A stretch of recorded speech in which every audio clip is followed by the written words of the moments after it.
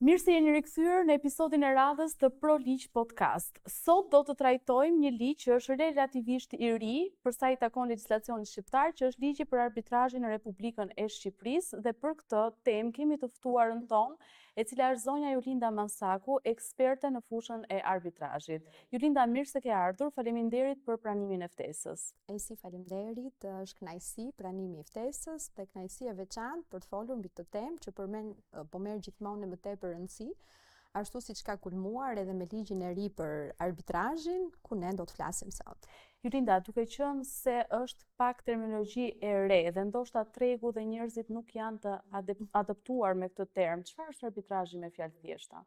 Arbitrazhi është një formë alternative e zgjidhjes së mosmarrëveshjes përpos gjykatave. Le të themi që kemi të bëjmë me një gjykatë private, në një formë të alternative për palët që kanë një konflikt të mundshëm, shihet si një mënyrë e modernizuar e zgjidhjes së mosmarrëveshjeve, përpos asaj që ne jemi mësuar zakonisht që të shkojmë në gjykata për të zgjidhur dhe për të referuar, po themi, mosmarrëveshjet tona. Në këtë format, arbitrazhi paraqitet si një proces alternativ për t'i dhënë drejtësi njerëzve në një kohë më të shpejtë edhe në një mënyrë më efikase për ta. Për sa i takon kategorive përfituese nga ky ligj, janë individ dhe shoqëri tregtare që ku mund të aplikohet arbitrazhi për zgjidhjen e mosmarrëveshjeve? Sigurisht, të dy palët që ju përmendët, si personat fizik, ashtu edhe personat juridik, janë subjekte të ligjit të arbitrazhit, por zakonisht është më e përdorshme për ato personat juridik, siç ne mësuar që t'i njohim si kompani private, për shembull dy kompani private të cilat kanë një mosmarrëveshje konkrete, referuar një biznesi të mundshëm midis tyre, duke menduar për të shmangur gjykatat si një zgjidhje më e gjatë në kohë për të përfunduar, po themi, një vendim në favor të tyre apo për të përfunduar konfliktin, mund t'i referohen arbitrazhit si një procedurë alternative për ta zgjidhur mosmarrëveshjen e tyre në një kohë më të shpejtë. Julinda, në Shqipëri a ka një institucion arbitrazhi që njerëzit kenë informacion për këtë pjesë? Aktualisht në Shqipëri ka disa institucione arbitrazhi, kanë ekzistuar edhe përpara ligjit, por me miratimin e ligjit të ri, siç duket të shtuar dhe vëmendja, ligji ka një përcaktim për ngritjen e institucioneve të arbitrazhit, duke ju referuar si institucioni i përhershëm i arbitrazhit, mund të ngrihet nga subjektet juridike, të themi. Duhet të kemi kujdes, pasi ky është një moment disi fragjil edhe në këtë pikë, ndaj dhe, po themi, qytetarët duhet të ndërgjegjësohen për të zgjedhur institucionet e duhura të arbitrazhit, duke kërkuar gjithmonë në CV-n e tyre për personazhe, po themi, apo subjekte të cilët mbartin një CV të pasur dhe formimin e posaçëm në fushën e arbitrazhit. Cili mund të bëhet arbitër dhe cilat janë kriteret për të bërë dhe përcaktuar si arbitër ligjor? Në vetë ligji ka përcaktuar në fakt kritere shumë të thjeshta për të qenë arbitër. Ka vendosur vetëm që të jetë një person fizik i cili duhet të ketë mbushur moshën e caktuar për zotësi juridike dhe më tej duhet që të ketë dhe të plotësojë kriteret e nevojshme të kualifikimit dhe të ekspertizës të cilat ja referon vetë institucioneve të arbitrazhit për t'i zhvilluar. Më tej, le të themi që janë palët ato që përcaktojnë në mënyrë të lirë dhe vullnetare arbitrat, që do të duan që të marrin pjesë, pra, dhe të ndjekin procedurën e tyre të arbitrazhit, dhe në rast se palët nuk e përcaktojnë arbitrin që në marrëveshjen fillestare të arbitrazhit, por e referojnë që procedurën do ta ndjekë institucioni i arbitrazhit, atëherë këto rregulla për përcaktimin e arbitrit janë të mirë përcaktuara në, po themi, rregullat procedurale të institucionit, i cili është kujdesur që të përcaktoj, po themi, dhe formimin e posaçëm, një CV apo dhe kriteret. Por ajo çfarë është e domosdoshme është që nuk duhet të jetë në kushtet e konfliktit të interesit, çfarë, po themi, ndryshe që duhet përmbushi kriterin e paanshmërisë apo neutralitetit. Për sa i takon marrëveshjes së arbitrazhit, ajo ka vetëm nënshkrimin e palëve apo duhet të bëhet me akt notarial për të quajtur e plot nga ana ligjore? Pyetje shumë e vlefshme. Në këtë rast, ligji ka përcaktuar që marrëveshja e arbitrazhit duhet të jetë në formë të shkruar, përndryshe është e pavlefshme. Derivatet e formës së shkruar, tashmë edhe me zhvillimin e teknologjisë, ne e njohim në forma të ndryshme që mund të jenë me email, me fakse apo një format i tillë që duhet të lexuar, që palët kanë konkretizuar një marrëveshje midis tyre, por e gjurmuar nëpërmjet po themi shkrimit. Për sa i takon mosmarrëveshjeve, a duhet që në rast se shoqëritë tregtare për shembull zgjidhin këtë mosmarrëveshje me arbitrazh, duhet që arbitrazhi të jetë paracaktuar si formë te kontratat që palët kanë mes njëra tjetrës apo jo detyrimisht?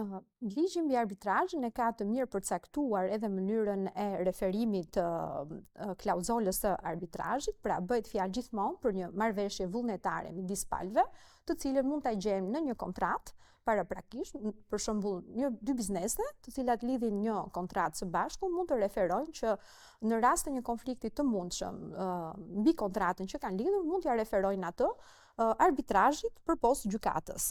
Ose ndërkohë mund të jetë edhe zgjidhja e menjëhershme, kur palët janë përballur me një konflikt midis tyre dhe ulen për të bërë një marrëveshje arbitrazhi, ku thonë që këtë problematikë të lindur rishtazi preferojmë që t'ja drejtojmë një gjykate arbitrazhi në këtë rast. Gjykata e arbitrazhit nga çfarë përbëhet dhe cilat janë kushtet ligjore të një arbitri ligjor?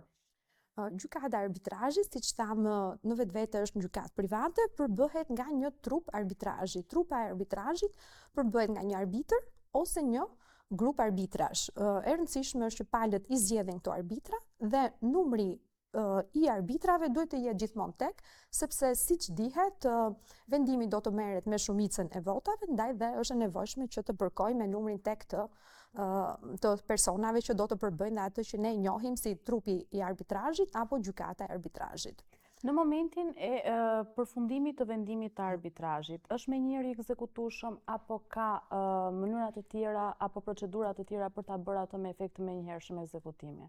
Që në kryet herës, kur palët kanë vendosur që të lidhin së bashku një marrëveshje arbitrazhi, ato kanë pranuar gjithashtu që vendimi që do të prodhojë gjykata e arbitrazhit është detyrues për palët, ashtu sikur dhe ligji i ka dhënë formën ligjore që të jetë përfundimtar. Pra, është një vendim i formës së prerë. Dhe për të vijuar më tej me konkretizimin, presupozohet që palët vetë kanë dakordsuar që ta pranojnë këtë vendim arbitrazhi.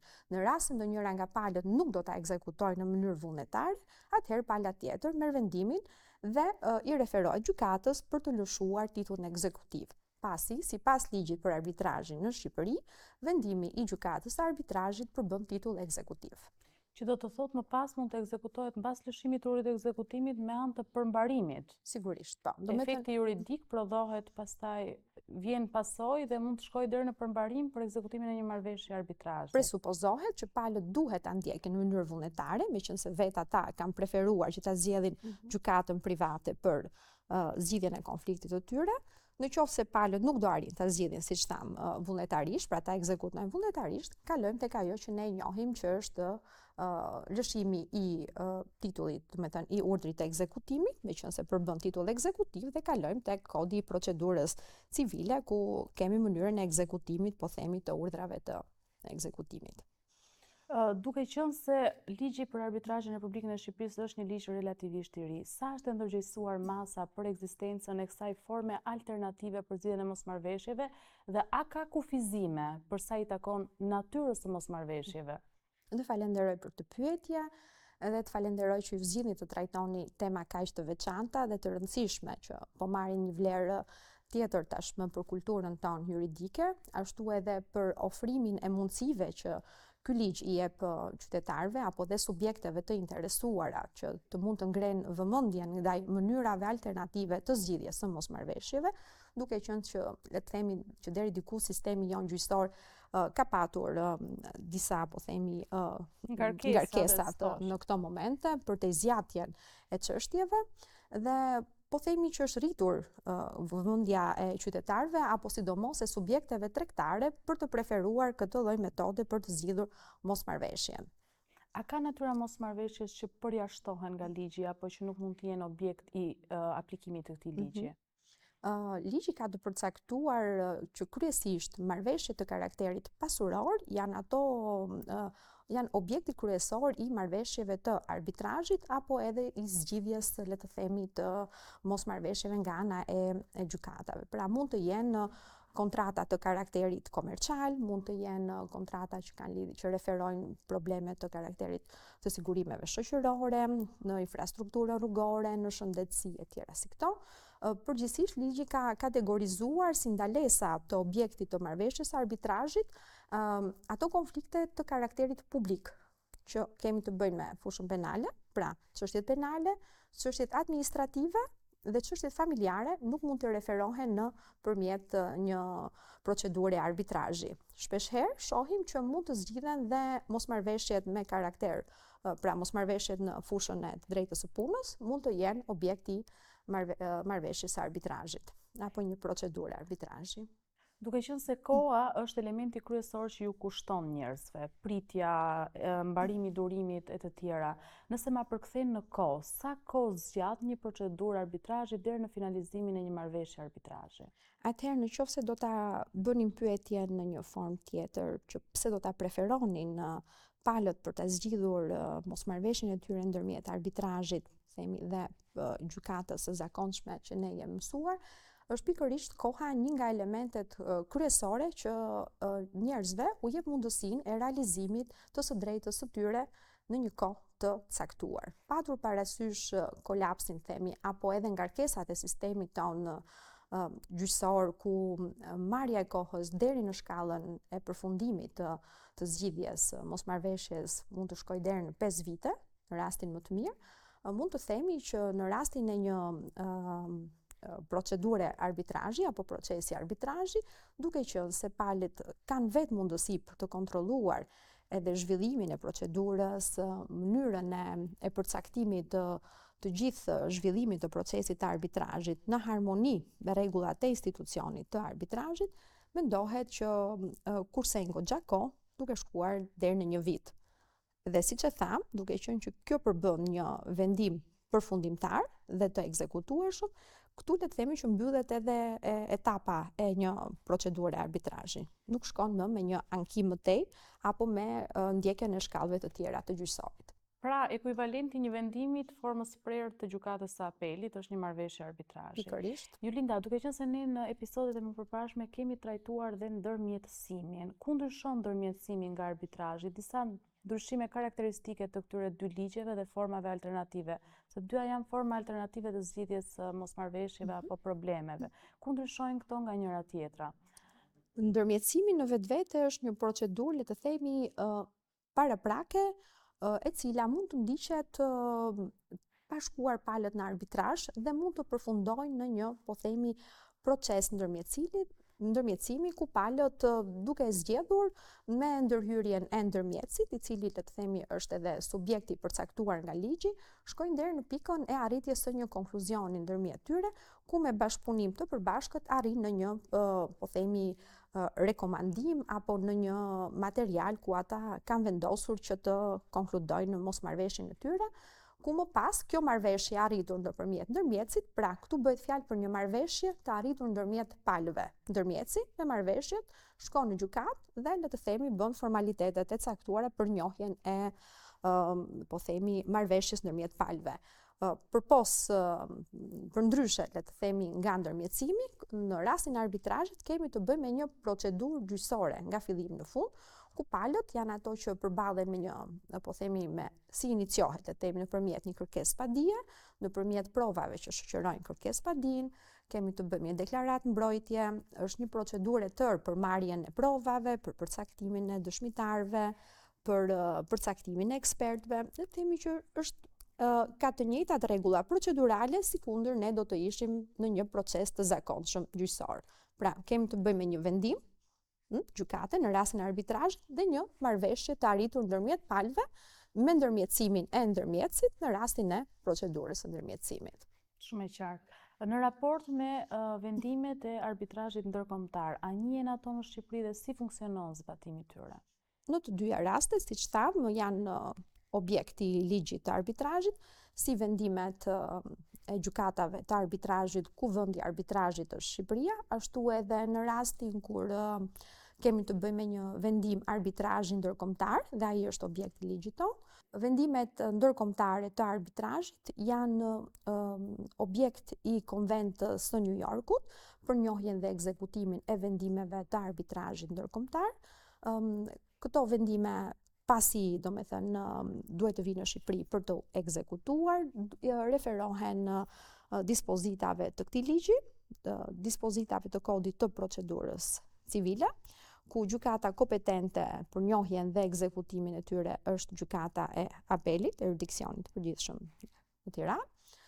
Palët i referojnë vendimin e gjykatës ndërkombëtare të arbitrazhit pranë gjykatës së apelit, e cila në përputhje me kriteret e përcaktuara bën njohjen dhe mëtej procedurat e ekzekutimit siç njihen.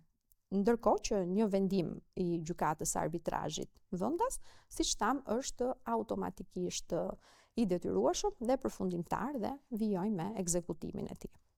Duke qenë se në fokus të këtij podcasti është edukimi ligjor i opinionit publik, cila është këshilla jote për sa i takon arbitrazhit dhe qasjes që duhet të kenë njerëzit në raport me arbitrazhin si një formë alternative që ligji shqiptar ka?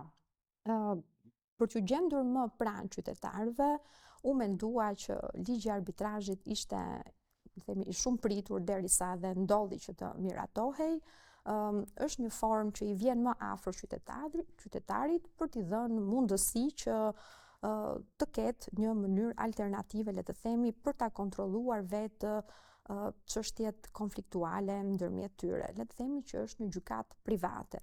Vetë qytetarët apo dhe subjektet private në bashkëpunim midis tyre, në mënyrë vullnetare, bien dakord për zgjidhjen e konflikteve në këtë format, dakordsojnë për përcaktimin e arbitrave, ku janë vetë palët ato që ndërhyjnë në procedurë për përcaktimin e arbitrave.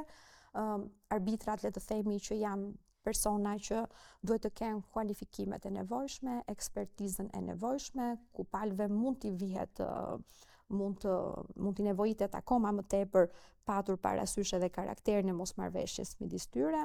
Le të themi që në qoftë se do kemi një mosmarrveshje të natyrës të inxhinierisë civile, pra një kompani ndërtimi, themi arbitër mund të jetë edhe një inxhinier. Kjo i shërben shumë mirë njohjes, po themi, të objektivitetit të sivit. Po, të objektit të mosmarrveshjes, dhe le të themi që kjo është një format që është më avantazhues se sa, le të themi, gjykatat kur gjyqtarët formohen nëpërmjet një shortimi të zakonshëm dhe kanë formimin e zakonshëm juridik të magjistratëve, ndërsa kjo është diçka më specifike dhe më në ekspertizën e duhur.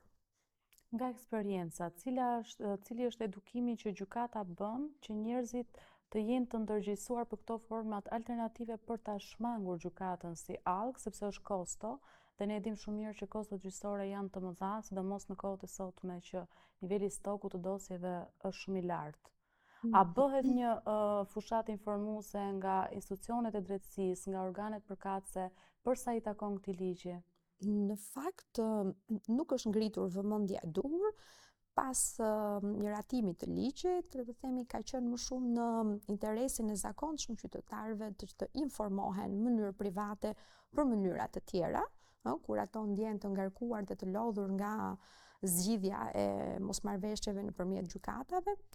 Nuk ka patur një, po themi, fushat ndërgjegjësuese për të ngritur vëmendjen në, themi, përcaktimin apo në ndjekjen e procedurave nëpërmjet një gjykate arbitrazhi. Ndaj dhe podcast të tilla janë të mirëpritura, sepse ajo çfarë kemi më shumë nevojë në këto momente është rritja dhe ndërgjegjësimi dhe formimi një kulture juridike të re. Dhe të domosdoshme, le ta themi këtë, sepse kemi shkuar gjithmonë dhe kemi pasur qasjen e shkuarit drejt formave tradicionale të zgjidhjes së konflikteve, ato që kanë ngarkesë, ato që marrin kohë, ato që kanë kosto. Prandaj në përfundim mund të themi që arbitrazhi është një formë alternative e dobishme për të gjithë ata që e gjejnë veten në konflikt apo në mosmarrëveshje për ta zgjidhur në mënyrë sa më të shpejtë.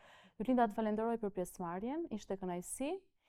Ju falenderoj gjithëve që na ndiqni në mënyrë konsistente dhe që keni treguar interes në mënyrë të vazhdueshme për podcastin ton.